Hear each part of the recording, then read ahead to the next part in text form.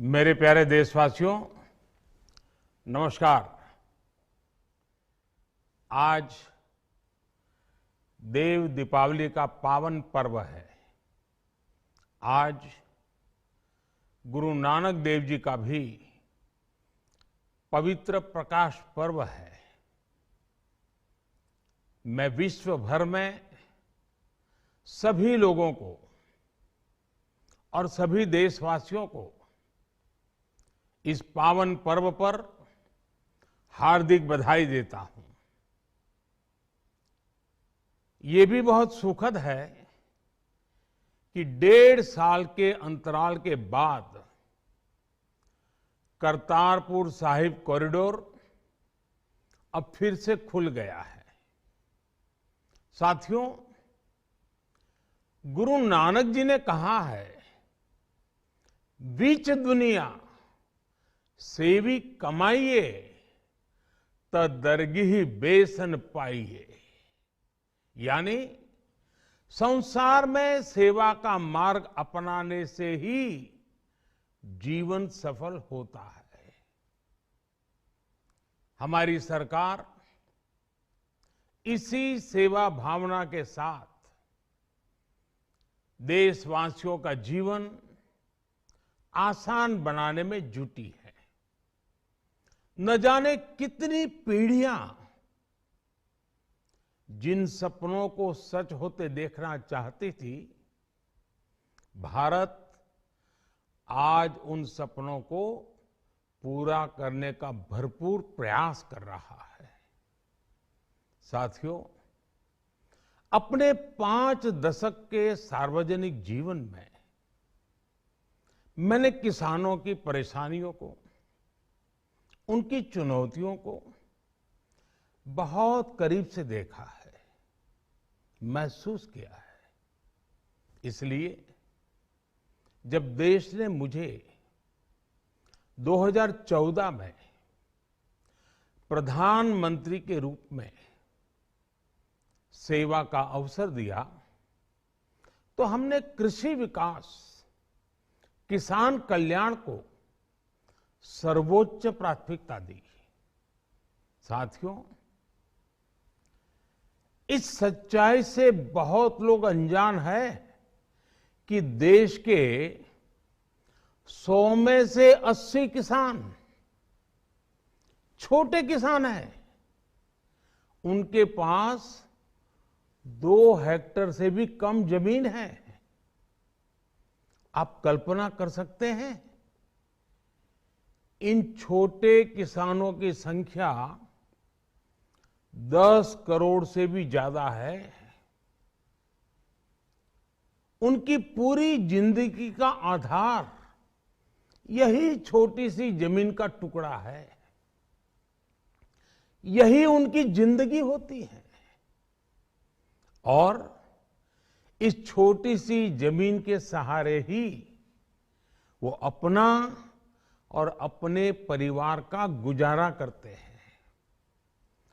पीढ़ी दर पीढ़ी परिवारों में होने वाला बंटवारा इस जमीन को और छोटा कर रहा है।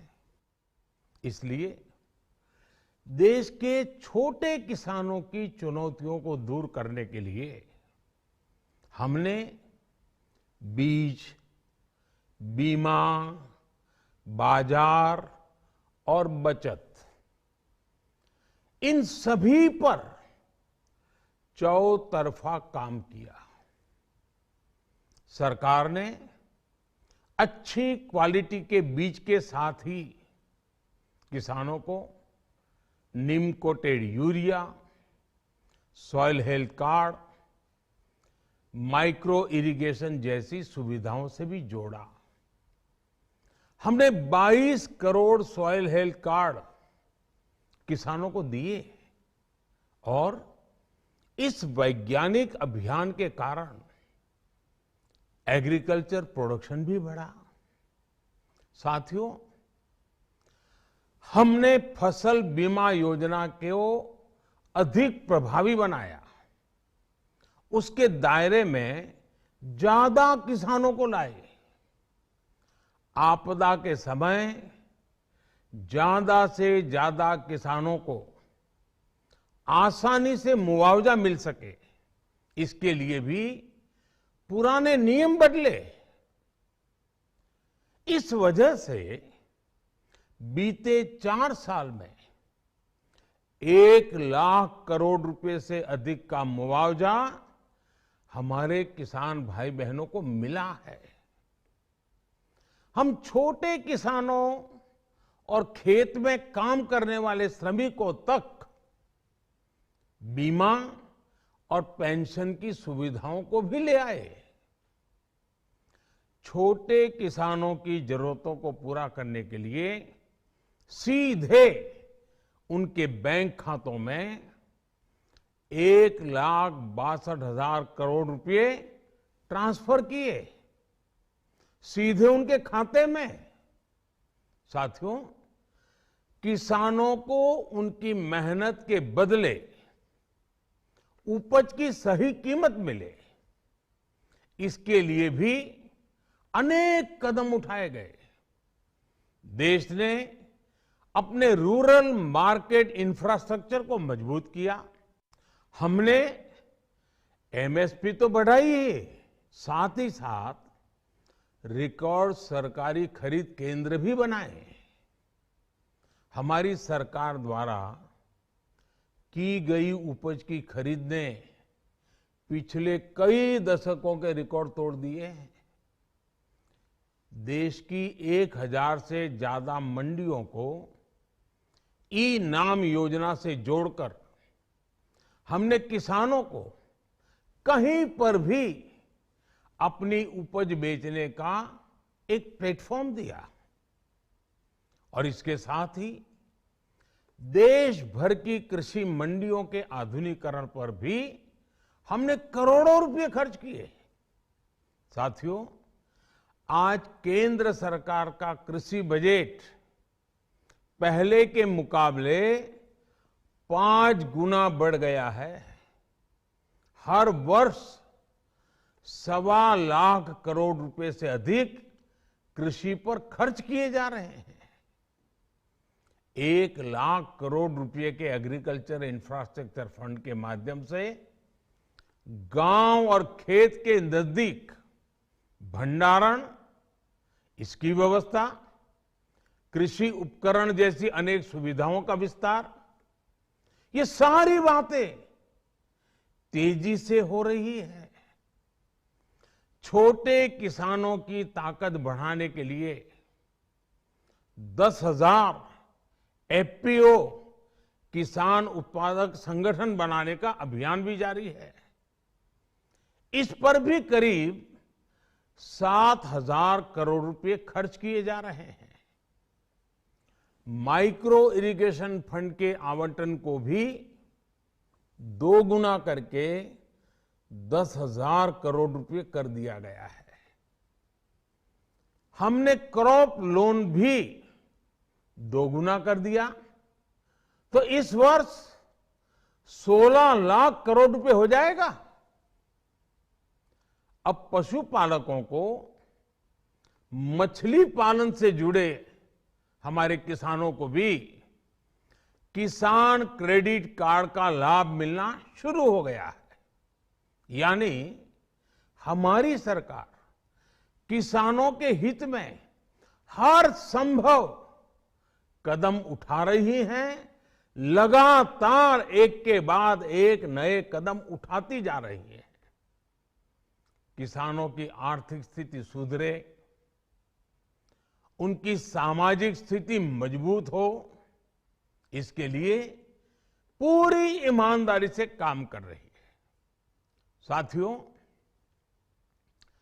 किसानों की स्थिति को सुधारने की इसी महाअभियान में देश में 3 कृषि कानून लाए गए थे।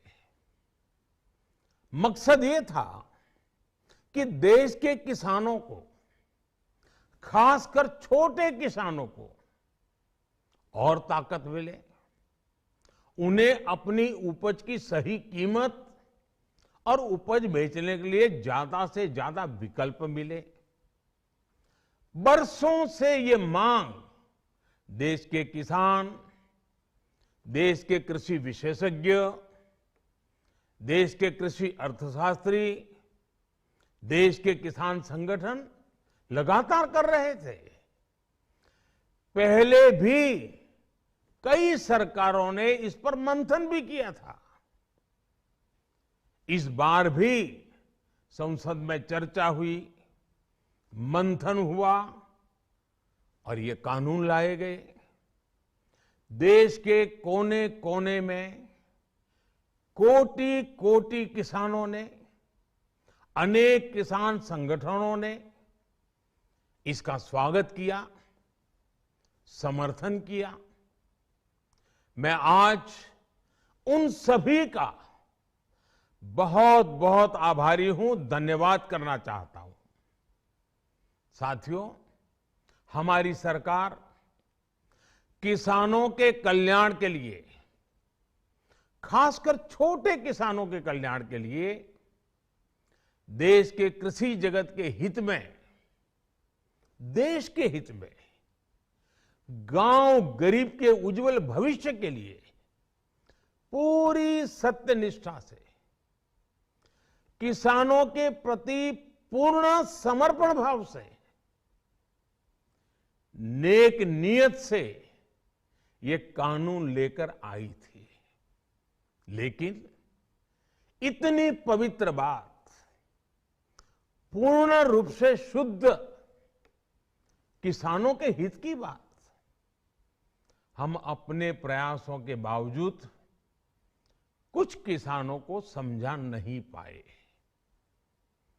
भले ही किसानों का एक वर्ग ही विरोध कर रहा था, लेकिन फिर भी ये हमारे लिए महत्वपूर्ण था।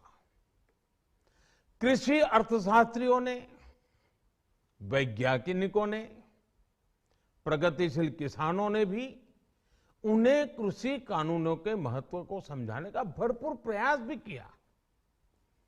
हम पूरी विनम्रता से, खुले मन से उन्हें समझाते रहे। अनेक माध्यमों से व्यक्तिगत और सामूहिक बातचीत भी लगातार होती रही। हमने किसानों की बातों को, उनके तर्क को समझने में भी कोई कोर कसर बाकी नहीं छोड़ी। कानून के जिन प्रावधानों पर उन्हें ऐतराज था, सरकार उन्हें बदलने के लिए भी तैयार हो गई। 2 साल तक हमने इन कानूनों को सस्पेंड करने का भी प्रस्ताव दिया। इसी दौरान ये विषय माननीय सर्वोच्च न्यायालय के पास भी चला गया। ये सारी बातें देश के सामने है, इसलिए मैं इनके अधिक विस्तार में नहीं जाऊंगा।